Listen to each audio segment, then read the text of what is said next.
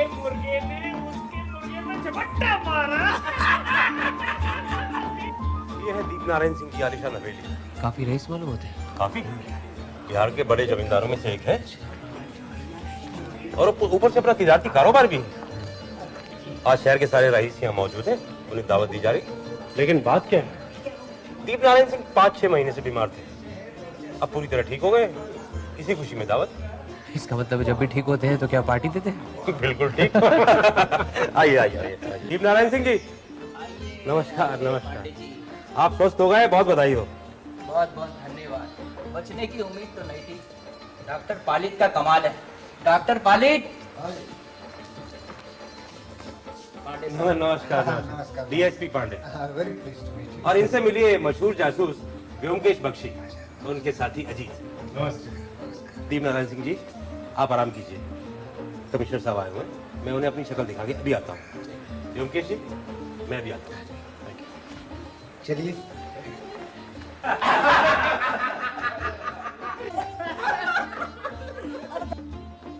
ये गेंडा कौन है? ये गेंडा दीप नारायण बाबू का भतीजा है, देव नारायण बाबू। निपट गवार और टाटका उल्लू, यही सारी संपत्ति का वारिस है। और वो जो उसके दोनों तरफ दुबले पतले से है वो कौन? वो उसके यार दोस्त हैं, हाँ में हाँ मिलाने वाले चमचे हैं। वो है बेनी प्रसाद और उस तरफ जो बैठा ना वो लीलाधर बंसी। और वो दूसरी तरफ जो बूढ़ा है वो यहाँ के स्टेट का मैनेजर है, मगर हाँ पहुंचा हुआ धुरंधर है।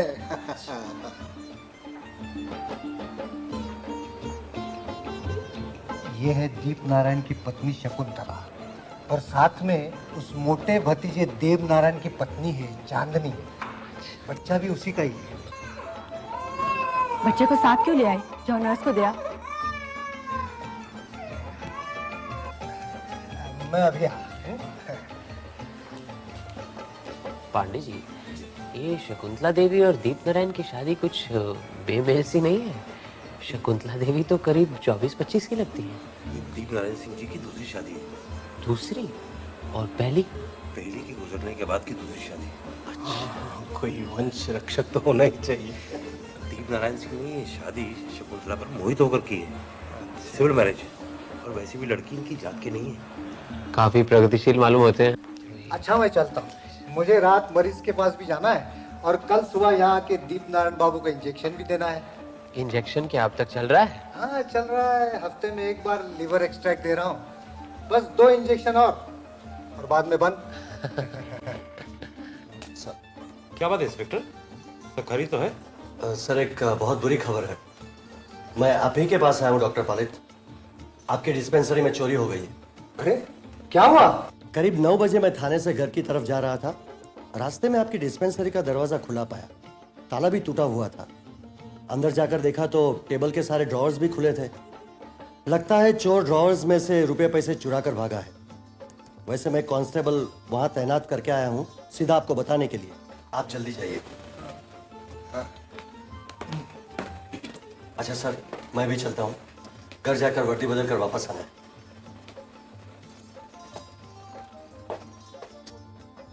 अच्छा खासा खूबसूरत नौजवान है ये तो, किसी राजघराने का लगता है। आपने ठीक समझा। इसके दादा किसी जमाने में प्रतापगढ़ के बहुत बड़े जमींदार हुआ करते थे। अच्छा। हाथ खराब होने की वजह से इसने पुलिस में नौकरी ले ली। और वैसे भी लड़का काफी होशियार है। जी से बात करके पूछ लेंगे तो। अरे व्योमकेश बाबू, अच्छा हो आप आ गए।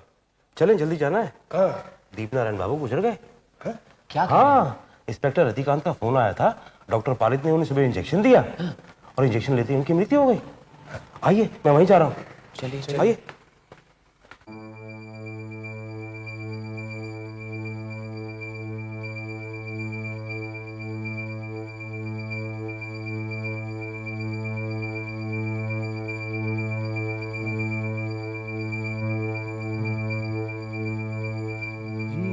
पोस्टमार्टम करवाना जरूरी है और ये शीशी भी रखी है। Yes sir. घर के और लोग कहाँ हैं? सर बाकी के सब लोग ऊपर हैं। डॉक्टर मिस मन्ना शकुंतला देवी जी के पास है। Lady doctor? जी वो यहाँ की फैमिली डॉक्टर है। शकुंतला जी की हालत देखकर उन्हें यहाँ बुलवा लिया। बहुत अच्छा किया आपने। आइए उधर बैठते हैं, आइए प्लीज।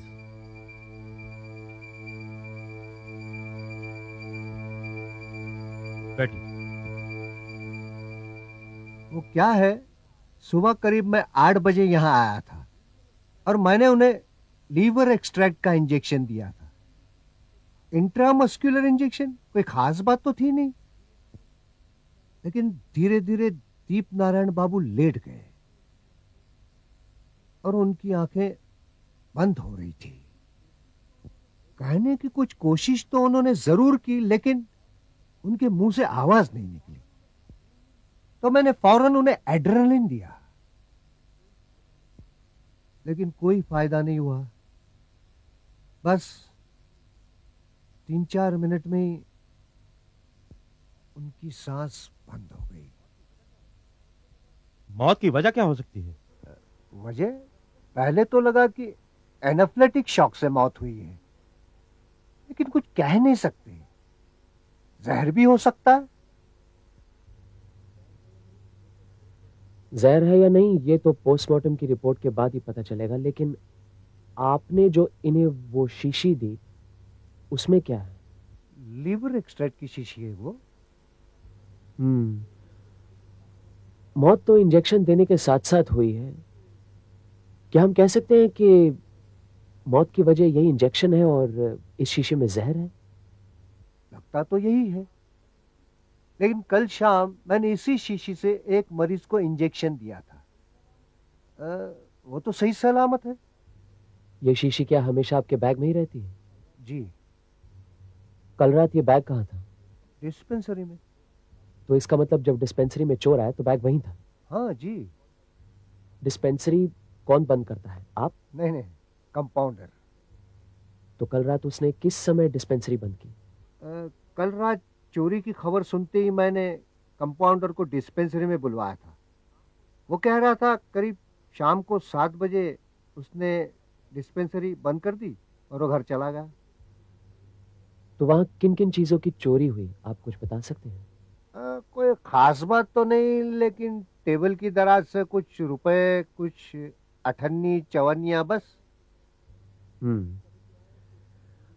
अब समझ में आया कि चोरी का असली मकसद क्या था। क्या? चोर रुपए पैसे के लिए नहीं आया, उसने लिवर एक्सट्रैक्ट की शीशी बदल दी। शीशी बदल दी? या फिर डॉक्टर पालित की शीशी में अपनी सिरिंज से जहर मिला दी। बात तो एक ही है। मतलब चोर को मालूम था कि सुबह दीप नारायण को इंजेक्शन देना है। बिल्कुल। हाँ, इसीलिए हत्याकारी ने इसका फायदा उठाया है।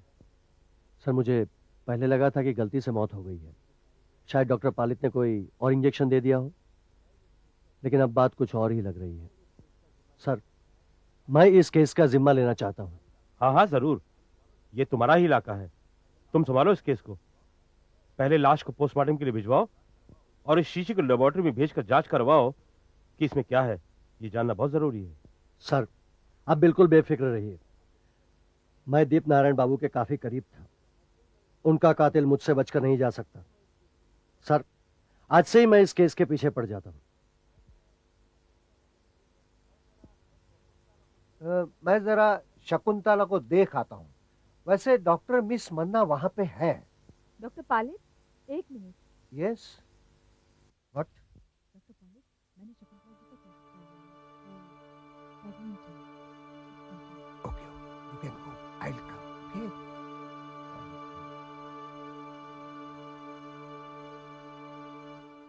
क्या कुछ नई खबर है? खबर तो है, लेकिन कोई नई खबर नहीं। कल रात ही मुझे शक था। क्या शक था आपको? शकुंतला गर्भवती है।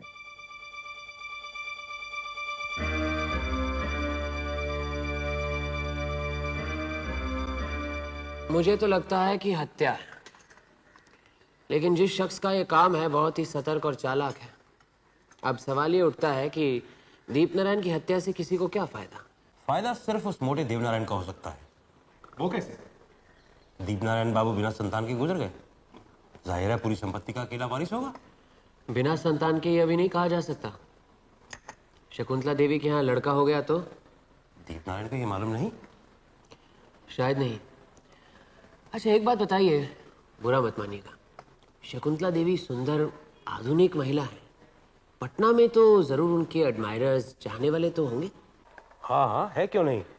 हर रोज महफिल लगती थी, ताश खेलना, चाय, केक पार्टी, यही सब कुछ तो होता था। लेकिन पिछले 5-6 महीने से जब से वो बहुत बीमार थे, महफिलें कुछ कम हो गई थी। लेकिन नर्मदा शंकर का वहाँ आना जाना बराबर लगा हुआ था। नर्मदा शंकर कौन? एक रईस ज्यादा बिगड़ा नवाब, लंबी चौड़ी जमींदारी है, देखने में चुस्त, भीगी चुबड़ी बातें करता है, एक नंबर का लपाड़िया है। हम लोगों की उस पर नजर है। तो शकुंतला देवी का उसके साथ काफी मेलजोल था? हाँ, लेकिन शकुंतला देवी की कोई बदनामी नहीं सुनी हमने। चलो इस नर्मदा शंकर को भी ध्यान में रख लेते हैं।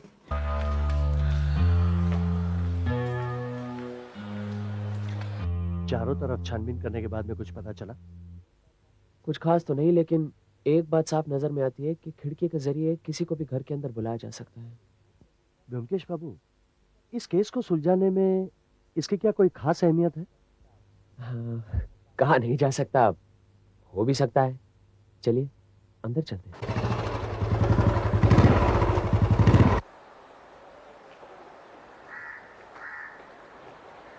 कहिए नर्मदा शंकर जी, यहाँ आने की तकलीफ कैसे की? सुना है दीप नारायण बाबू अचानक गुजर गए। क्या हुआ था उन्हें? माफ कीजिएगा, इसके बारे में हम आपसे कुछ नहीं कहना चाहते। कोई बात नहीं, बेचारी शकुंतला, उस पर क्या गुजर रही होगी। मैं उससे हमदर्दी के 2 शब्द कह के आता हूँ। शकुंतला देवी से फिलहाल कोई नहीं मिल सकता, और ये सब लोकाचार का वक्त नहीं है। इंस्पेक्टर जी, गेट की कांस्टेबल से कह दो हमारी आज्ञा के बिना अंदर कोई नहीं जाएगा। Okay sir. फिर आप ही शकुंतला देवी को हमारी हमदर्दी पहुंचा दीजिए। चलता हूँ।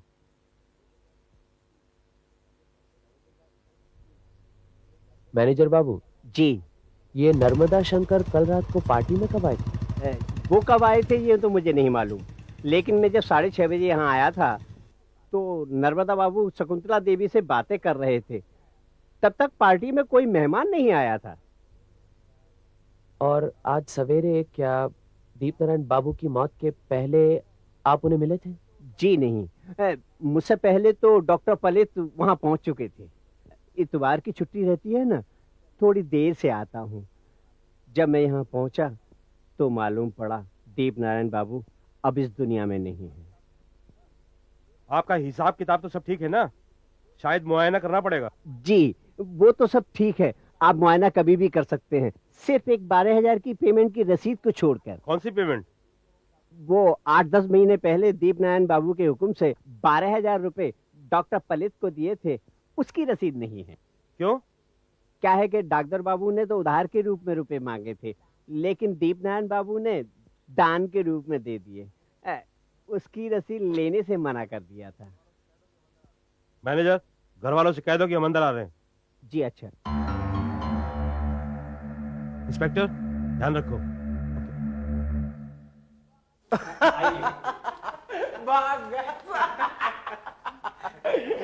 हुजूर, ये लोग आपसे मिलने आए हैं, बैठिए ना। नहीं नहीं, हम यहीं ठीक हैं। आपके साथ वो दूसरे सज्जन नहीं है? वो तो अभी अभी झांक कर छुप गए कहीं। अब वो लीलाधर, अरे वो अंदर गया है गुसल खाने में। अच्छा, गुसल खाने से जो लोहे की सीढ़ी नीचे जाती है वहीं से उतर कर घर चले गए? अच्छा एक बात बताइए, आप शराब पीते हैं? जी नहीं, हम भांग लेते हैं। तो फिर ये तकिए के नीचे बोतल क्या है?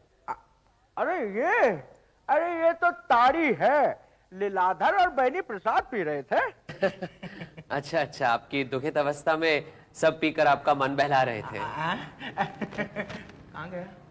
ठीक है, खैर जाने दीजिए। ये बताइए कि भांग के अलावा और आप किस तरह का नशा करते हैं? अरे कुछ नहीं। कोकेन? नहीं, गांजा? गांजा तो वो गजाधर पीता है। अच्छा अच्छा, आपके तो बहुत से यार दोस्त हैं। हाँ बहुत हैं। तो उनमें से 2-4 का नाम तो बताइए। नाम? हाँ क्यों नहीं, वो लीलाधर है, बैनी प्रसाद है, और गजाधर सिंह है। गजाधर सिंह कौन? अरे गजाधर सिंह हमारा चौकीदार, भाई भांग पीसने में बहुत उस्ताद है। अच्छा अच्छा। और कौन? और बद्री लाल है, जो रोजाना हमारी मालिश करता है। देखा, किस रुतबे के यार दोस्त हैं। हाँ। अच्छा, डॉक्टर पालित भी आपका दोस्त है? डॉक्टर पालित? अरे हम उनका तो यहाँ से निकाल देंगे, बिल्कुल नहीं रखेंगे। हुई तो हमारे चाचा का खूनी है, बताओ यार। आपके चाचा की मौत के बाद आप ही उनकी सारी संपत्ति के मालिक हैं। अब आप क्या करेंगे? क्या करेंगे? अरे क्या करूंगा? हाँ? बहने? चलिए, यहाँ से तो और कुछ नहीं मिलने वाला। चलो।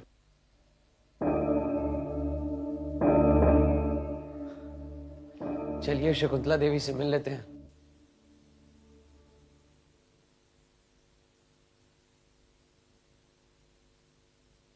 बैठिए।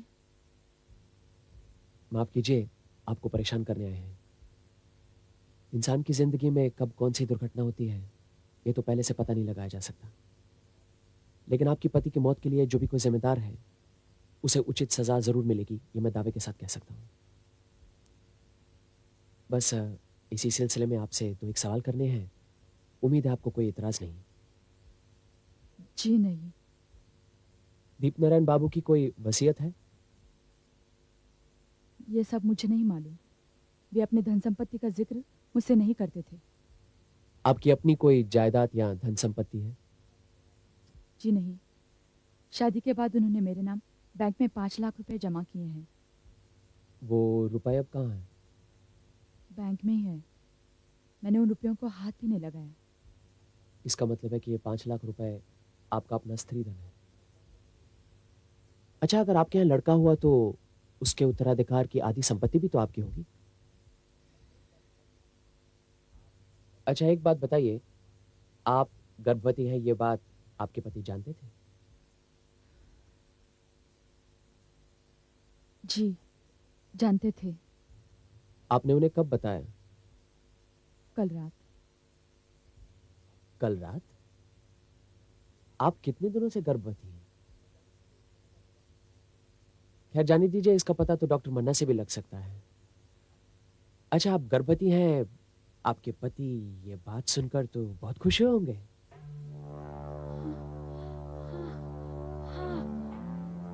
बहुत खुश हुए।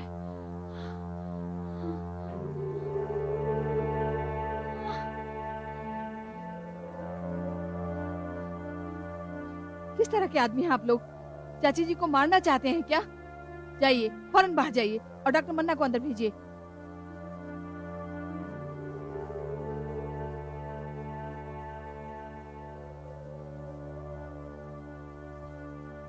अरे सोमलिया, जल्दी से 1 गिलास पानी लेकर आ।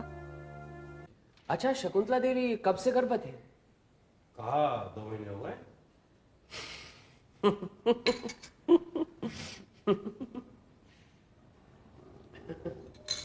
कहाँ खो गए होंगे?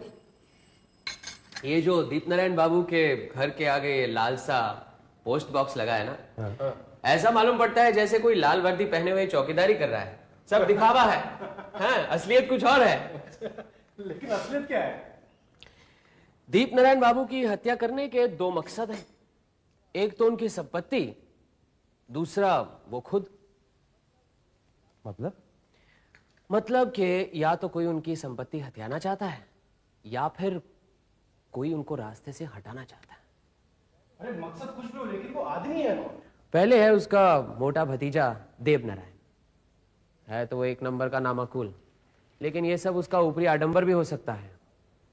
मुमकिन है कि उसने अपने ताऊ का खून किसी दूसरे के हाथों करवाया हो। ऐसे हालात में मकसद बनता है संपत्ति पर पूरा अधिकार। लेकिन अब लेते हैं चांदनी को। चांदनी? हाँ, चांदनी। शकुंतला देवी की तरफ उसकी हमदर्दी कुछ स्वाभाविक नहीं लगती, ज्यादती सी लगती है। हो सकता है कि दीपनारायण बाबू की मृत्यु से वो मन ही मन खुश है। दीपनारायण बाबू की मृत्यु के बाद शकुंतला देवी तो मालकिन नहीं ना रहेगी, मालकिन तो चांदनी रहेगी। और अगर उसका पति लल्लू है तो फिर वो उसकी मुट्ठी में रहेगा और चांदनी बनेगी इस विराट संपत्ति की अकेली मालकिन। अब लेते हैं मैनेजर को। डॉक्टर पालित ने कहा था कि पहुंचा हुआ धुरंधर है। दीपनारायण बाबू तो अक्लमंद थे, अपनी जमींदारी पर कड़ी नजर रखते थे, लेकिन उनके गुजर जाने के बाद अगर जमींदारी उनके भतीजे देवनारायण के हाथ लगेगी तो मैनेजर को तो पूरी छूट मिलेगी ना। कहने का मतलब है कि दीप नारायण की हत्या में मैनेजर का भी तो हाथ हो सकता है, संपत्ति के लिए। अच्छा, शकुंतला देवी भी तो है। उन्हीं पर तो आ रहा हूं। वैसे तो किसी विवाहिता स्त्री के चरित्र के बारे में आलोचना नहीं करनी चाहिए, लेकिन जहां खून का मामला है वहां हर पहलू पर गौर करना जरूरी होता है।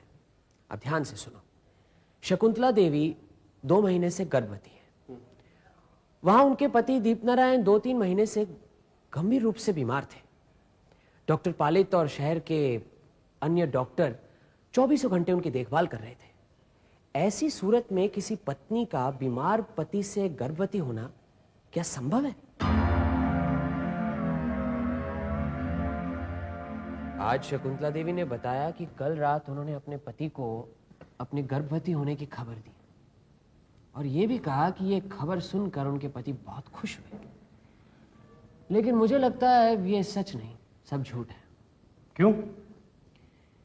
क्योंकि अगर दीप नारायण बाबू खुश होते तो क्या, चलो रात को ना सही, कम से कम अगले सवेरे तो डॉक्टर पालित या डॉक्टर मन्ना से ये बात कहते। इतने खुश थे तो क्या कल रात की पार्टी में इस बात का जिक्र नहीं करते? फिर शकुंतला देवी ने गर्भवती होने की बात अपने पति से नहीं कही। अवैध गर्भ की बात कोई अपने पति से नहीं कहता। इसीलिए दीप नारायण को इस कलंक का पता लगने से पहले ही उन्हें रास्ते से हटाना बहुत जरूरी था।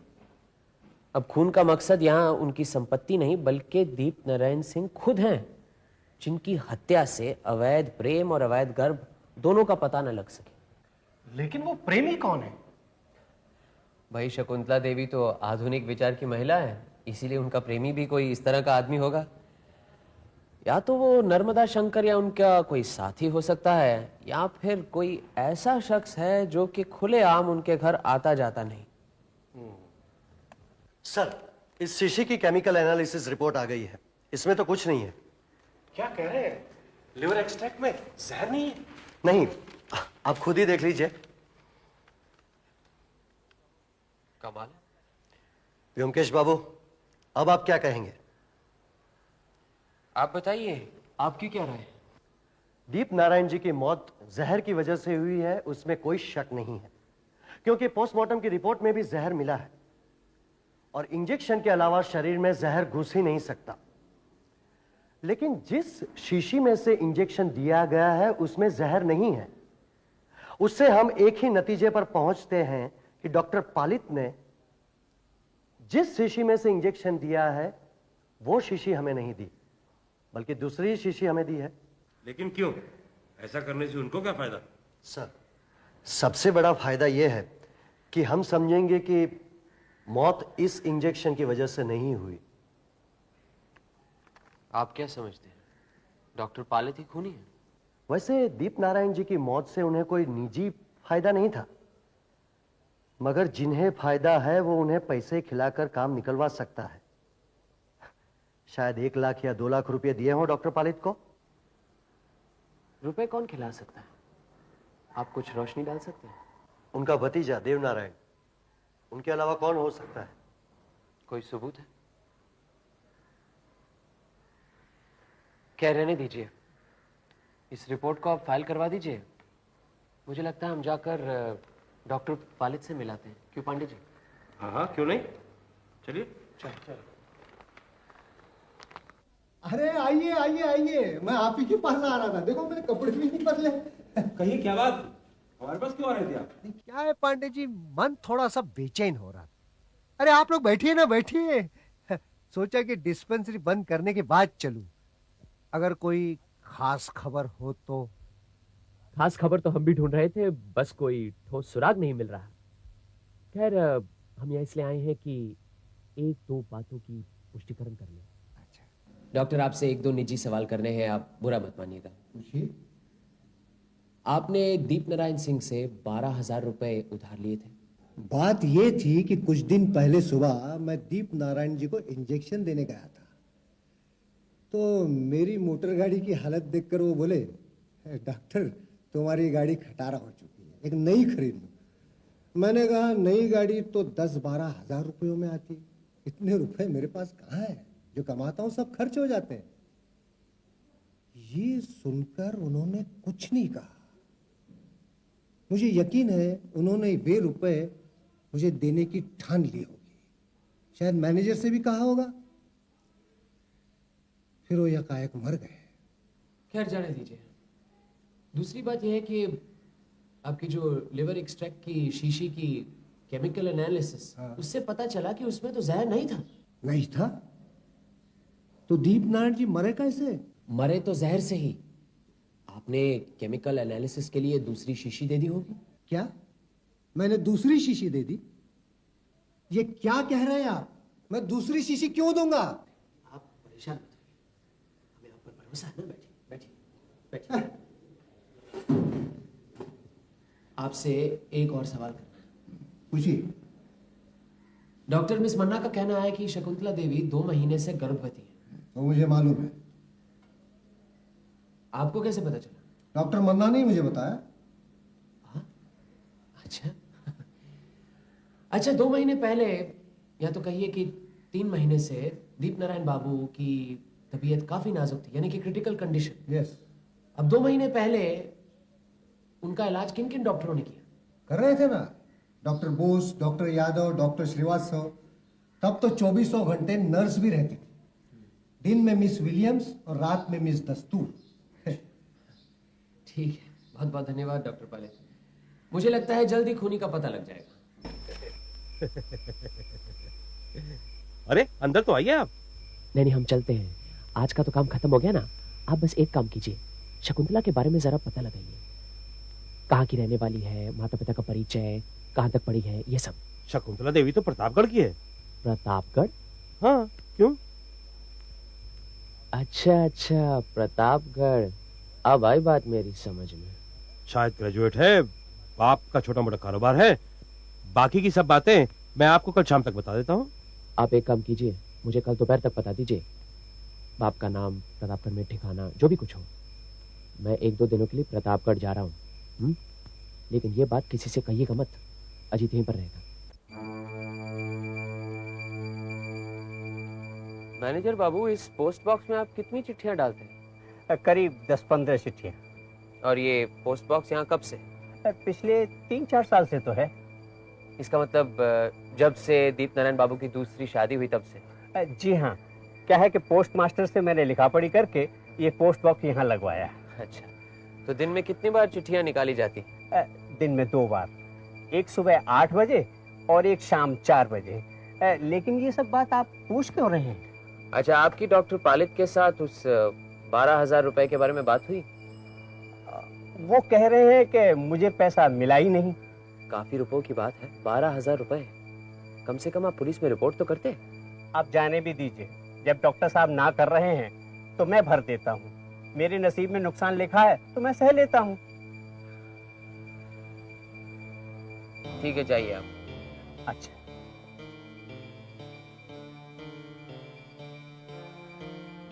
प्रतापगढ़ जाकर बहुत फायदा हुआ है। काफी कुछ पता लगा लिया है मैंने। मैं जरा जाकर शकुंतला देवी से अकेले में बात करना चाहता हूँ। अगर रतिकांत आए तो उसे यहाँ रोक कर रखना है? मैं अभी आता हूँ, बाद में बताऊंगा।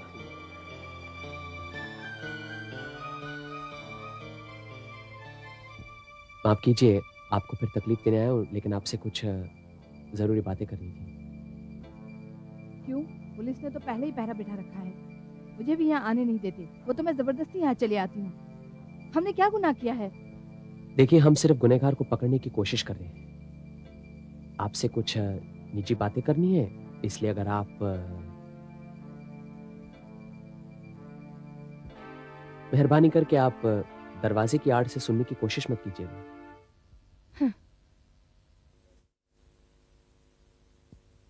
बैठिए।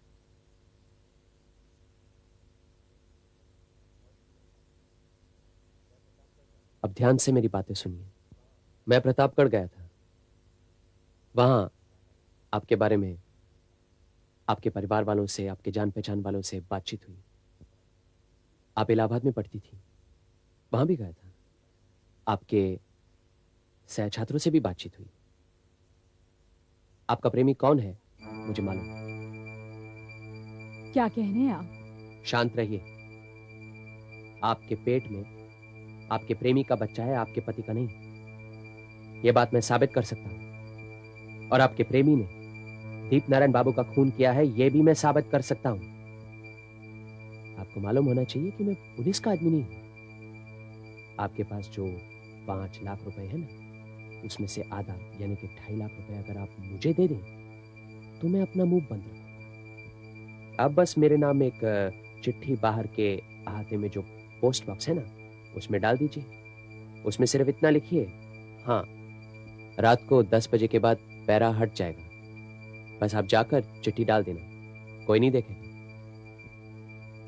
ये रहा लिफाफा, इस पर मैंने अपना पता लिख दिया है।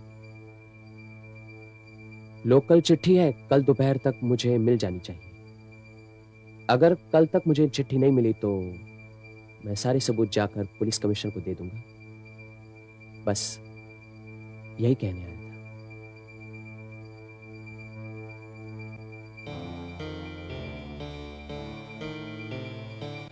पांडे जी, अजीत, आप 2 काम कीजिए। पहले तो नर्मदा शंकर पर निगरानी रखिए, कहीं वो भाग न जाए। और दूसरा ये कि शकुंतला देवी पर कड़ी नजर रखना। हमेशा उसके साथ कोई ना कोई जरूर होना चाहिए। हाँ, तो मुझे लगता है वो कहीं खुदकुशी ना कर ले। क्यों? भाई अभी अभी उससे मिलकर आ रहा हूं। बड़ी हुज्जत और क्रॉस एग्जामिनेशन के बाद उसने हथियार डाल दिए। अपने पति के हत्यारे का नाम जानती है वो। हत्यारा उसका गुप्त प्रेमी है। कौन है वो? यहीं पर तो बात अड़ गई, नाम नहीं बता रही। कहती है चाहे तो आप मुझे गिरफ्तार कर लीजिए, सजा दे दीजिए। मगर वो नाम क्यों नहीं बता रही? भाई महिला है, शर्म के मारे, संकोच के मारे, या फिर कलंक का डर भी तो है, इसलिए नाम नहीं बता रही। एक बार मैं जाकर कोशिश करूं, शायद मुझे बता दे। नहीं नहीं, अभी इसकी जरूरत नहीं है। काफी कोशिशों के बाद वो राजी हुई है कि हत्यारे का नाम चिट्ठी में लिखकर पांडे जी को बता देंगे। अब तय ये हुआ है कि रात को हम 10 बजे के बाद पैरा उठवा देंगे। डॉक्टर मन्ना जो कि हमेशा उनके साथ रहती है, आज 10 और 11 के बीच में अपने घर चली जाएंगी। शकुंतला देवी आकर चिट्ठी इस पोस्ट बॉक्स में डाल देंगी। लोकल चिट्ठी है पांडे जी, आपको कल 12 बजे तक मिल जानी चाहिए। इसका मतलब आपकी राय में डॉक्टर पालित अपराधी नहीं है? डॉक्टर पालित भी हो सकता है, लेकिन इसके बारे में अभी कुछ कहा नहीं जा सकता। नर्मदा शंकर भी हो सकता है, इसीलिए तो उस पर निगरानी रखनी बहुत जरूरी है। अजीत, क्या टाइम हुआ है? 4:30। 4:30, ज्यादा समय नहीं है।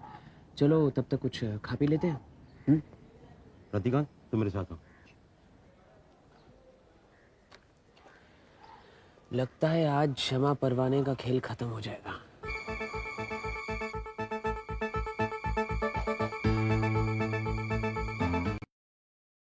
पांडे जी, हाजिर। सिपाही कितने हैं? 2। इंस्पेक्टर रतिकांत नहीं आ पाया। कोई बात नहीं, 2 ही काफी हैं। हाँ, हम जाकर उन पेड़ों या मुंडेरों पर छुप जाएंगे। ठीक है। अजीत, तुम एक काम करो, तुम उस पेड़ पर जाकर छुप जाओ। हाँ, जाओ। सुनो, सिगरेट मत पीना, और जब तक ये सीटी ना बजाएं वहीं अटके रहना, समझे? जाओ। पांडे जी, मुझे लगता है हम इन मुंडेरों के ऊपर छुप जाते हैं। आप उन सिपाहियों को उधर भेज दीजिए। हाँ, ठीक है। गणेश, तुम दोनों उन 2 पेड़ों पर चढ़ जाओ। पांडे जी, टॉर्च चलिए।